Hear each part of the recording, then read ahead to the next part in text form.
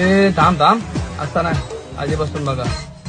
नमस्कार मंडळी. लय जणांचे कमेंट येत होतं भाऊ की भाऊ कधी ट्रॅकिंगला बी जात जाईन म्हणे कुठे बाहेर गाव. म्हटलं चला भाऊ, मित्राला उचलला गाडीवर बसाडला तेले गेले आम्ही ट्रॅकिंगले. ट्रॅकिंग कुठे होती आजची आपली सोयगाव तालुक्यातील सोयगाव मधीचे वर्ग 2-3 किलोमीटर फक्त बाहेर तर रुद्रेश्वर महादेव मंदिर. एक मंदिर एकदम डोंगरांमध्ये आहे. रस्ते पाहून घ्या तुम्ही कसे येतं.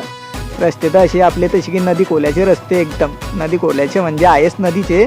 आता काही वेळानंतर तुम्हाला नदी बी दाखवतो, धबधबा बी दाखवतो, त्यानंतर मंदिर बी दाखवतो, सगळंच दाखवतो. फक्त तुम्ही शेवटपर्यंत टिकून राहा.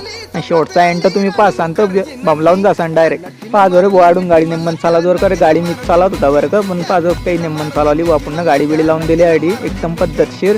मग काय तुमचा बोलले नदी तू खेकडे पकडायची लावच होती भाऊ म्हणे आम्हाला खेकडे पाहणे म्हणे. खेकडे काय 10 दगडं पलटाले पण भाऊले काही एक खेकडा सापडला नाही. म्हटलं भाऊले भाऊ मंदिराच्या ठिकाणी येले चालणं हो, पहिले मंदिरात चालणं तू दर्शन बिर्शन घेऊ दे, त्याच्यानंतर तू जेवणाची सोय लाव. म्हटलं आपली सीधा गेला हो तुमचा हो सगळ्यात पहिले डायरेक्ट मंदिराकडे.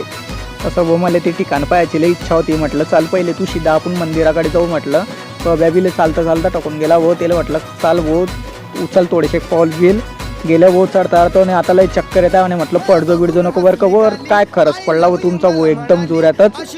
कसा म्हणे आता चालणार नाही म्हणून बा काढणं आता डायरेक्ट. म्हटलं चाल भाऊ कसं विकडून सण आपल्याला चालणं तर पडीन. काय म्हटलं मी केवढा खुश येतं. मला ती ईड येऊन सण असं वाटते की डायरेक्ट पक्षी बनून उडून चालू. अरे तूच उडला हो पक्षी बनून सण मा पुढे येतं चालले ना भाऊ. हे पा आलं आपलं एकदम भारी ठिकाण बरं का रुद्रेश्वर महादेव मंदिर. हे ठिकाण डोंगरात बी आहे, सोयगाव तालुक्यात बी आहे. कधी तुम्हाला ट्रॅकिंगसाठी येणं असेल तर या ठिकाणाशिवाय बेस्ट ऑप्शन तुम्हाला कुठेच भेटणार नाही बरं का. आले ना मग भाऊ रुद्रेश्वर महादेव मंदिर आल्यावर सर्वात अगोदर आपण घेतले देवाचे दर्शन. देवाचे दर्शन घेतल्यावर पाया बिया पडून घेतल्या. मग त्याच्यानंतर हे पा आपला धबधबा कसा आहे तर तुमचा एकदम पक्षासारखा उडतोय बरं का एकदम. हे पा धबधब्याकडे बोट दाखवतो मी. चले बोट दाखव. हे पा कुत्र्याला मी नावात दिला भाऊ पण कुत्रं गेलं बब्याकडे, कारण बब्याकडे बी कुत्रं होतं. कसं कुत्र्याचा वास कुत्रं सुंगतं म्हणा, विष तो करायचे म्हणा. बब्याला म्हटलं आपल्याला पाणी बिनी भरणं पडेल महादेवावर चढावायला. बब्याला म्हटलं झरण्यातून चांगलं पाणी बिनी भरून घे. आपा मित्रांनो कसा वाहतो तर आपला धबधबा. एक 7-8 कुंड आहे बरं का बुवा, आंघोळीसाठी येऊ शकता बरं का तुम्ही. इडी तुम्हाला एका छोट्या क्लिप मध्ये आडला नजारा दाखवतो. देख नजारा मौसम का ये मन को कितना भाता है, जब सावन खुद मेरे महादेव को जल चढ़ाने आता है.